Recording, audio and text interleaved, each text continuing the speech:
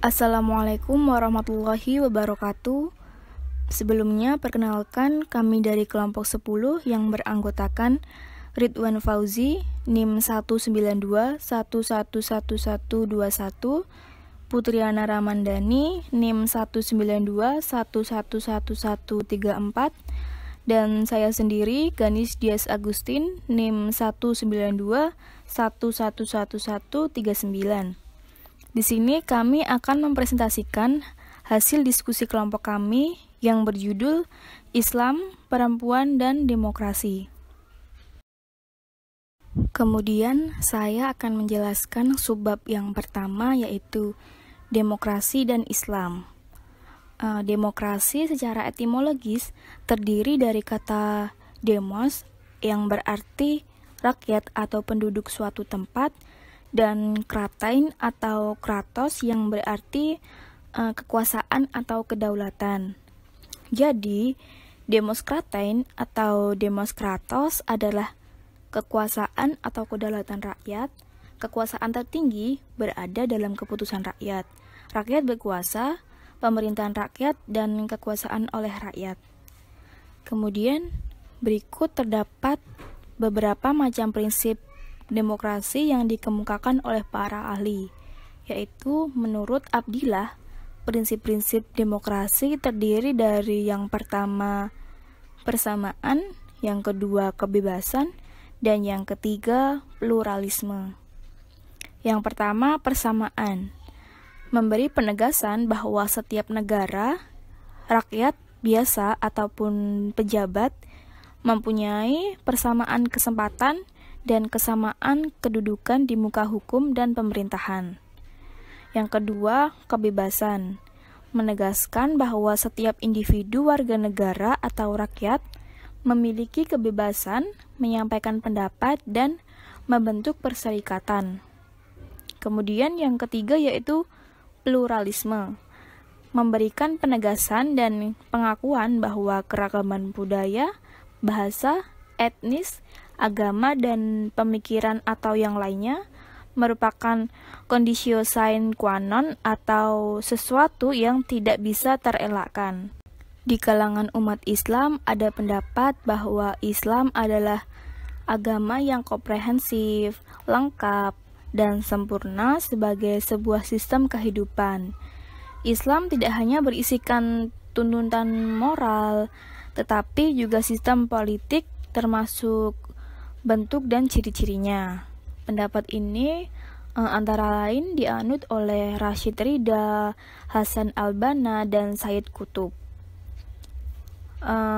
Al-Bani misalnya mengatakan bahwa Islam memiliki sistem pemerintahan yang sama sekali berbeda dengan sistem-sistem pemerintahan yang ada di dunia, baik dari segi asas berdirinya, pemikiran, standar, dan aspek hukum-hukum yang dipergunakan untuk melayani kepentingan masyarakat maupun dari aspek undang-undang dasarnya, ataupun juga dari aspek bentuk yang menggambarkan wujud negara Islam. Bila diperhatikan, sumber ajaran Islam memang tidak ada aturan yang jelas dalam Al-Quran maupun hadis yang menyebutkan bahwa bentuk dan sistem negara yang harus dijalankan masyarakat muslim, termasuk aturan bagaimana mekanisme kekuasaan yang ada, apakah mesti ada pemisahan, pembagian, atau penyatuan kekuasaan antara kekuasaan legislatif, eksekutif, dan yudikatif. Perbandingan antara konsep Islam dan demokrasi. Berikut akan dibahas beberapa aspek yang sangat mendasar, yaitu yang pertama, titik pertemuan antara keduanya, atau persesuaian antara konsep Islam dan demokrasi. Untuk melihat persesuaian antara Islam dan demokrasi, mengacu pada teori yang dikemukakan oleh Mashkuri Abdillah tentang prinsip atau asas demokrasi. Demokrasi mengandung nilai-nilai universal, yakni nilai-nilai persamaan, kebebasan, dan kemajemukan. Yang pertama yaitu persamaan atau kesetaraan. Dalam Islam, prinsip ini merujuk pada Quran Surat Al-Hujurat ayat 13 yang berbunyi, Bismillahirrahmanirrahim, Ya ayuhan nasu inna khalaqnakum min dzakari wa angsa wa ja'alnakum su'uba wa qabaila lita'arafu inna akramakum indallahi atqakum innallaha alimun khabir. Yang artinya, hai manusia, sesungguhnya kami ciptakan kamu dari laki-laki dan perempuan dan membuatmu berbangsa dan bersuku-suku agar saling kenal. Yang paling mulia di antara kamu adalah yang paling takwa. Ayat tersebut mendeskripsikan proses kejadian manusia. Dalam ayat tersebut dijelaskan bahwa Allah Subhanahu wa Ta'ala menciptakan manusia dari pasangan laki-laki dan perempuan. Kemudian dari pasangan tersebut lahir pasangan-pasangan lainnya. Dengan demikian, pada hakikatnya manusia itu adalah satu keluarga. Proses penciptaan yang seragam itu merupakan bukti bahwa pada dasarnya semua manusia adalah sama. Karena itu, manusia memiliki kedudukan yang sama. Islam mengakui bahwa manusia terdiri berbagai suku, ras, agama, bangsa, tetapi pada dasarnya mempunyai kedudukan yang sama atau setara, atau egaliter. Ketidaksamaan hanya dilihat dari segi kualitas moralitas mereka, dan itu pun hanya berlaku di hadapan Tuhan. Jadi, menurut Islam, seseorang tidak dapat memperlakukan orang lain secara diskriminatif. Kemudian yang ketiga yaitu pluralisme. Pluralisme adalah toleransi keberagaman kelompok etnis dan budaya dalam suatu masyarakat atau negara, keberagaman agama atau sikap yang ada dalam sebuah badan atau institusi, dan sebagainya. Pluralisme merujuk pada masyarakat plural yang penduduknya terdiri atas berbagai suku, etnis, ras, dan agama, di mana beberapa faktor tersebut terkadang menyatu dan cenderung mendorong terjadi konflik. Dalam Islam, pluralisme merupakan hukum alam atau sunatullah yang tidak akan berubah dan tidak bisa ditolak. Secara jelas, Al-Quran menyatakan bahwa manusia memang diciptakan dalam berbagai bangsa dan suku. Karena itu, pluralisme harus diterima sebagai kenyataan yang mesti dihargai dan dipandang secara optimis dan positif sebagai salah satu tanda-tanda kekuasaan Tuhan. Bahkan Al-Quran menyatakan bahwa perbedaan pandangan tidak harus ditakuti atau ditiadakan, tetapi justru harus dijadikan titik tolak untuk berkompetisi menuju kebaikan. Yang kedua yaitu kebebasan, al-hurriyah. Sebuah sistem yang demokratis harus memberikan pengakuan atas kebebasan masyarakat untuk berkumpul, mengomunikasikan ide, dan berbeda dengan pemerintah. Dalam Islam, kebebasan ini meliputi kebebasan beragama dan kebebasan berpikir. Kebebasan beragama adalah kebebasan paling fundamental dalam urusan sosiopolitik kehidupan manusia. Ajaran agama yang merupakan ajaran paling benar ternyata tidak dipaksakan. Rasulullah SAW sendiri selalu diingatkan bahwa tugasnya hanya menyampaikan pesan Tuhan, tidak berhak memaksa seseorang untuk beriman dan mengikutinya. Baik, perkenalkan, nama saya Putriana Ramadhani, NEM 192111134, kelas HES 3D. Saya akan melanjutkan materi mengenai Islam, perempuan, dan demokrasi. Jadi langsung aja. Yang kedua, titik-titik perbedaan. Meskipun Islam mengandung nilai-nilai seperti yang ada dalam demokrasi, tetapi bukan berarti Islam tidak mengandung nilai lain yang berbeda dengan demokrasi. Islam juga mempunyai nilai-nilai lain yang tidak sejalan atau bahkan bertentangan dengan nilai-nilai demokrasi. Mengacu kepada teori yang dikemukakan oleh Al-Quduri Sholeh, nilai-nilai tersebut antara lain konsep syura atau musyawarah, imamah atau kepemimpinan, perbedaan gender, dan al-zimmi atau non-muslim. Yang pertama, syura atau musyawarah. Konsep syura yang diterjemahkan dengan musyawarah biasanya ditunjukkan oleh sebagian intelektual muslim sebagai salah satu prinsip yang sejalan dengan demokrasi. Demokrasi memakai asas musyawarah untuk menentukan keputusan, dan Islam juga menggunakan yang disebut syura.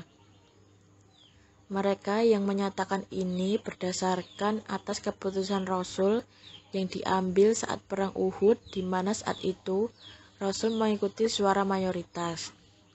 Akan tetapi, jika dicermati secara serius, syura sebenarnya tetap berbeda dengan musyawarah, meski ia juga memperhatikan suara mayoritas.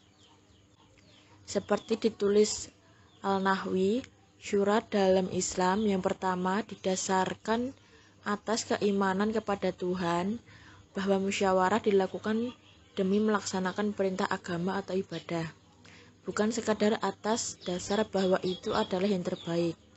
Yang kedua, standar atau ukuran kebenaran yang dihasilkan syura bukan didasarkan atas suara mayoritas atau minoritas, melainkan nas Al-Quran dan Sunnah. Karena itu, apapun hasil syura tetap berada di bawah aturan hukum Tuhan dan sama sekali tidak bisa mengubah apalagi melawan aturannya. Misalnya, hasil syura tetap tidak bisa mengubah judi menjadi halal atau perizinan menjadi tidak terlarang meski didukung suara mayoritas. Yang ketiga, jika tidak ada nas yang jelas yang dipakai standar, kebenaran syura didasarkan kemaslahatan yang lebih dekat dengan maksud teks atau kepentingan masyarakat. Ini terlihat dari keputusan yang diambil Rasul dalam perang Uhud, yakni bahwa Rasul tidak melakukannya berdasarkan kekuatan dan kepentingan mayoritas, tetapi semata demi kebaikan bersama. Kebaikan rakyat Madinah, sehingga keputusan yang diambil tidak merupakan kemenangan golongan tertentu, tetapi kemenangan bersama. Konsep syura tersebut jelas berbeda dengan prinsip demokrasi, di mana keputusan dalam demokrasi diambil berdasarkan suara mayoritas.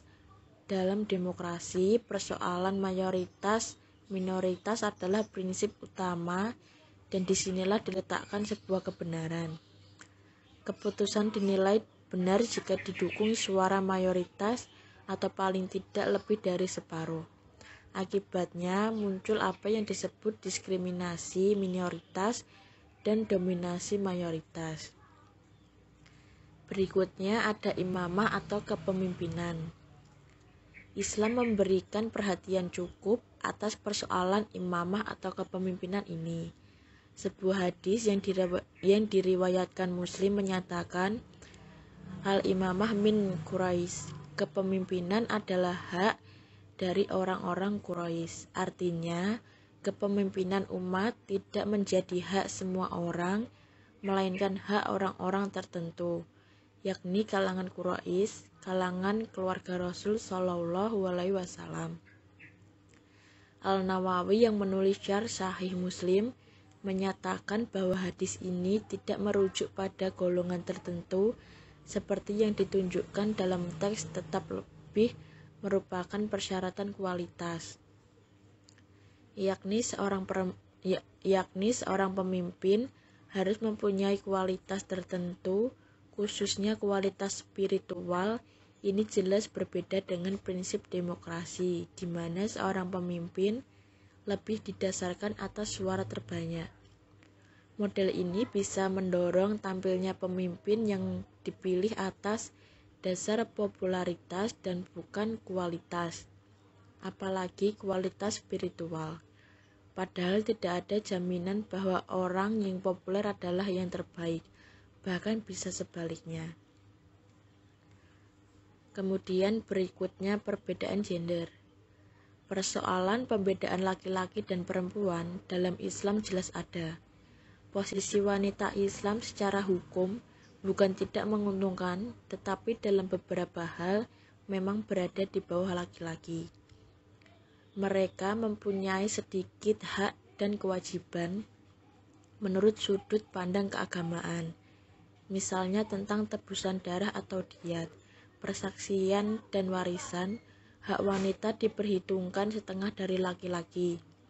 Begitu pula tentang perkawinan dan perceraian. Status wanita kurang beruntung dibanding laki-laki. Dengan demikian, perbandingan antara laki-laki dan perempuan dalam Islam adalah 1:2 dalam persaksian dan waris, dan 1:4 dalam hukum poligami. Karena itu, perbedaan gender ini tidak sama dengan nilai-nilai egalitarian demokrasi yang tidak melihat perbedaan laki-laki dan perempuan. Kemudian yang terakhir, Al-Alzimi.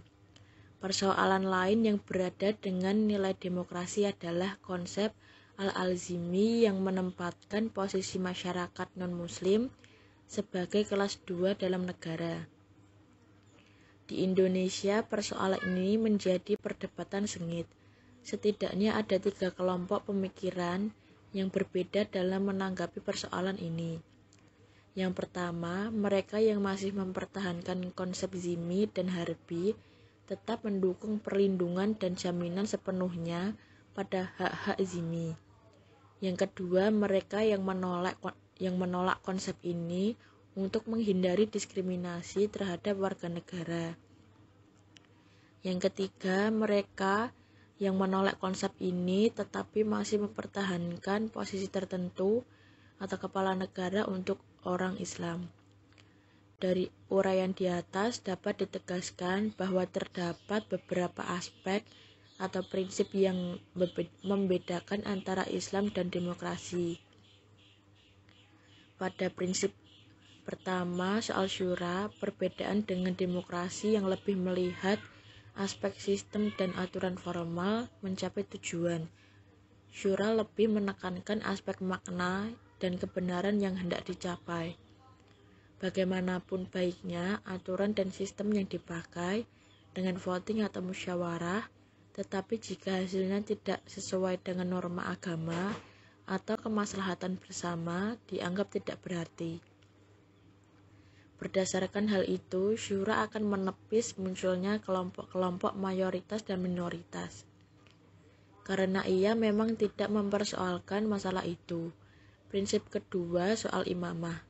Dalam Islam, pemimpin tidak hanya pemegang kekuasaan tetapi juga penerima amanat untuk membawa rakyat kepada kebahagiaan dunia dan akhirat. Karena itu, pemimpin juga bertugas memberikan pandangan hidup keagamaan kepada rakyat agar dapat mencapai tujuan tersebut. Tidak hanya memberikan kebebasan dan kesempatan pada rakyat untuk mengembangkan potensi masing-masing. Tanpa bimbingan dan contoh yang baik dari pemimpin, masyarakat tidak akan mudah mencapai tujuan yang diharapkan. Begitu pula yang terjadi dalam prinsip ketiga dan keempat. Dalam persoalan gender, Islam memang membedakannya. Paling tidak itu yang dapat dipahami secara tekstual dari nas dan apa yang ditulis dalam fikih klasik. Hal yang sama juga terjadi pada masalah zimmi. Kemudian politik bagi perempuan. Pengertian politik pada prinsipnya meliputi masalah-masalah pokok dalam kehidupan sehari-hari yang pada kenyataannya selalu melibatkan perempuan. Keterlibatan perempuan dalam politik bukanlah dimaksudkan untuk menjatuhkan, menurunkan atau merebut kekuasaan dari laki-laki, melainkan dimaksudkan agar bisa menjadi mitra sejajar laki-laki. Sebagai salah satu pelaku politik, kaum perempuan tidak mendapat tempat yang berarti, bahkan termarginalkan. Diakui atau tidak, domain yang disediakan oleh fikih politik, misalnya tentang lembaga-lembaga pemerintahan, seperti imamah, perwakilan, kementerian, dan sebagainya. Tampaknya lebih akrab dengan aktivitas laki-laki dibandingkan dengan aktivitas perempuan. Persoalan tidak sekedar mempertanyakan kembali boleh dan tidaknya perempuan menjadi imam atau pemimpin, tetapi bagaimana konsep fikih dalam memandang peran politik perempuan secara umum. Secara garis besar, dalam membicarakan keberadaan hak-hak hukum perempuan berpolitik ada 3 pendapat yang berkembang sebagaimana yang diterangkan di bawah ini. Yang pertama, pendapat konservatif. Pendapat konservatif ini mengemukakan argumentasi bahwa dalam praktek politik, Islam tidak mengakui persamaan politik antara laki-laki dan perempuan. Ulama-ulama yang mendukung pendapat seperti ini, misalnya Imam Al-Ghazali, yang menyatakan bahwa seorang perempuan tidak didudukan sebagai imam atau kepala negara. Menurutnya, bagaimana bisa seorang perempuan melaksanakan pemerintahan, sedangkan dia sendiri tidak memiliki hak untuk memutuskan perkara besar dan tidak mampu memberi kesaksian dalam berbagai persoalan keputusan hukum. Pendapat yang sama juga dikemukakan oleh Al-Kashandi. Ia mengatakan bahwa perempuan dilarang menjadi kepala pemerintahan karena dia memiliki kekurangan dalam dirinya. Mereka berlandasan dari hadis. Tidak akan berjaya suatu kaum yang mengangkat seorang wanita sebagai pemimpin mereka. Hadis riwayat Bukhari. Hadis ini dari segi riwayah tidak seorang pun pakar hadis yang mempersoalkan kesahihannya.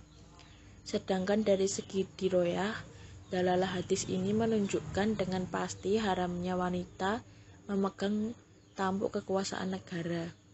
Menurut paham konservatif ini, Islam telah menentukan peran perempuan dalam wilayah khusus. Menurut mereka, Islam tidak pernah menyandarkan urusan publik kepada perempuan. Bahkan sejak masa kenabian, tak satupun perempuan yang terlibat secara langsung dalam kegiatan politik. Yang kedua, pendapatan liberal progresif. Pendapatan liberal progresif menyatakan bahwa Islam sejak dahulu telah memperkenalkan konsep keterlibatan perempuan dalam peran politik. Secara eksplisit, kelompok ini mengatakan bahwa perempuan mempunyai hak pilih dalam berpolitik. Mereka juga diizinkan mengaku tugas-tugas politik seberat yang dipangku oleh laki-laki. Kaum ulama dari golongan dari kelompok Khawarij dan Musyabihah menggunakan dalil-dalil Al-Quran tentang konsep adalah keadilan dan musawah atau persamaan, yang selalu dijunjung tinggi dalam Islam dan juga sebagai organisasi Islam terbesar di Indonesia. Nahdlatul Ulama atau NU tidak saja selalu menghiasi wacana publik Indonesia, tetapi juga menjadi inspirasi bagi gerakan dan pemikiran keislaman yang berwawasan kebangsaan. Respon terhadap perubahan dan akomodatif terhadap kebudayaan lokal Nusantara, NU selalu memposisikan diri sebagai jangkar Nusantara, terutama yang digalang oleh kader-kader mudanya.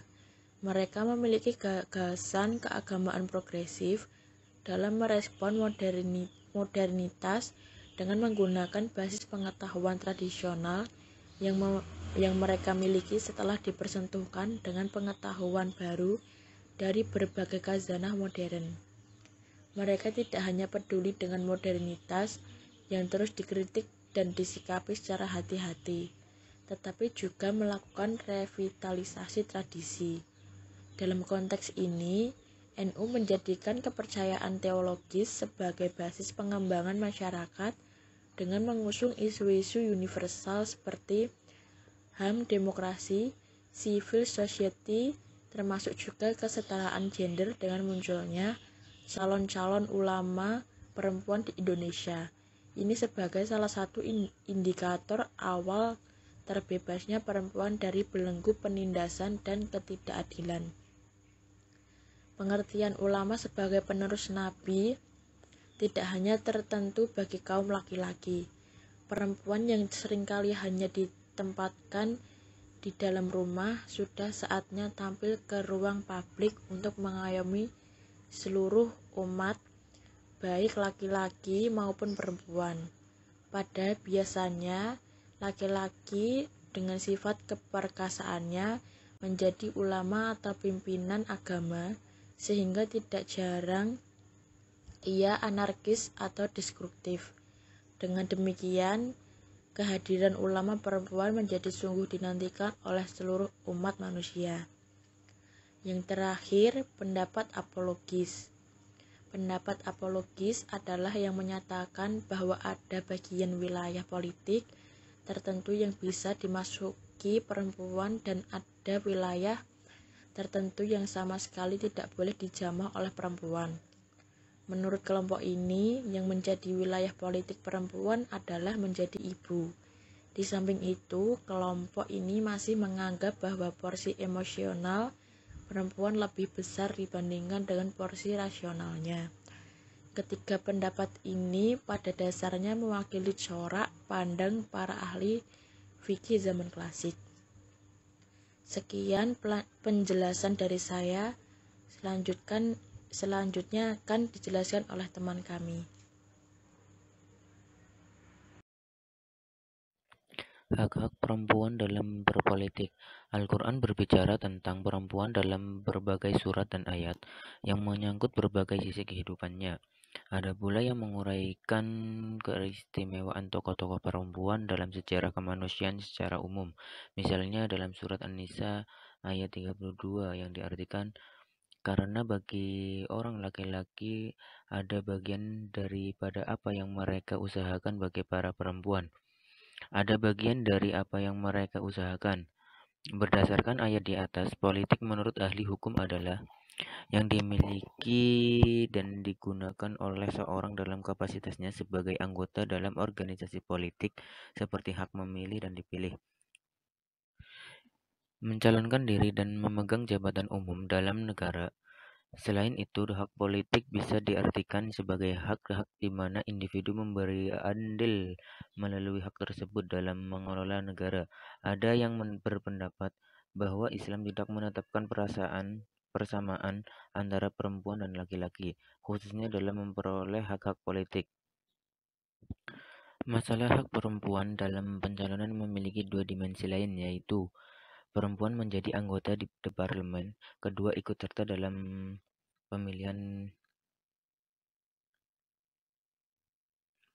anggota di parlemen. Selanjutnya, ketentuan dalam masalah ini. Yang pertama, mengandung kewenangan dalam urusan umum.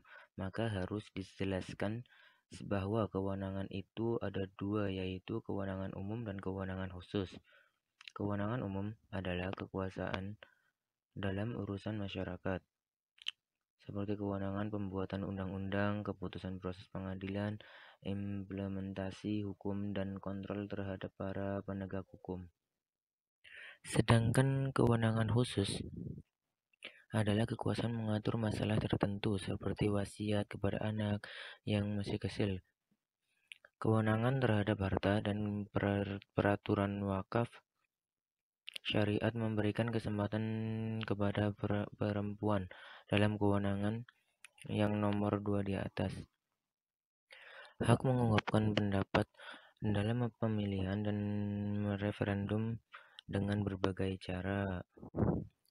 Hak dalam pencalonan menjadi anggota lembaga perwakilan dan anggota setempat. Hak dalam pencalonan menjadi presiden dan hal-hal lain yang mengandung persekutuan dan penyampaian pendapat yang berkaitan dengan politik. Islam mengakui pentingnya peran kaum perempuan dalam kehidupan masyarakat dan dampaknya terhadap kehidupan politik. Oleh karena itu, kaum perempuan telah diberikan hak-hak politik yang mencerminkan status mereka yang bermanfaat, terhormat, dan mulia dalam Islam. Sebagai hak tersebut adalah sebagai berikut. Kebebasan untuk menyampaikan pendapat, saling bertukar pikiran adalah prinsip yang paling penting dalam Islam. Metodologi yang disusun oleh Islam untuk menciptakan sebuah bangsa yang berhasil. Ini mengajak sistem anggotanya untuk saling menasihati dan bermusyawarah satu sama lain. Allah Subhanahu wa taala berfirman, "Dan bagi orang-orang yang menerima seruan Tuhannya dan memberikan sholat, sedangkan urusan mereka diputuskan dengan musyawarah antara mereka dan mereka menafkahkan sebagian dari rezeki yang kami berikan terhadap mereka." Quran Surat Asy-Syura ayat 48 ayat 42. Ayat di atas menjelaskan pentingnya musyawarah dan menyelesaikan sebuah masalah karena kaum muslimin disuruh menyelesaikan segala urusan mereka dengan bermusyawarah. Maka semua muslim, baik laki-laki maupun perempuan, wajib menyampaikan pendapatnya jika mereka merasa bahwa dengan melakukan itu mereka dapat memberikan nasihat yang berharga dan bijaksana untuk kepentingan umat Islam dan juga mengikuti prinsip menyeluruh kebaikan dan melarang kejahatan, amar ma'ruf nahi munkar, karena agama Islam menghormati hak kebebasan berpikir dan mengungkapkan pendapat kepada seluruh umat manusia. Kebebasan pendapat ini tidak hanya diberikan kepada warga negara ketika melawan tirani, namun juga bagi warga suatu negara bebas mempunyai pendapat yang berbeda dan mengekspresikannya sebagai masalah. Cukup sekian presentasi dari kelompok kami. Apabila ada salah kata atau kurang tepat dalam menjelaskan, kami mohon maaf. Semoga presentasi dari kelompok kami dapat bermanfaat bagi kita semua. Wassalamualaikum warahmatullahi wabarakatuh.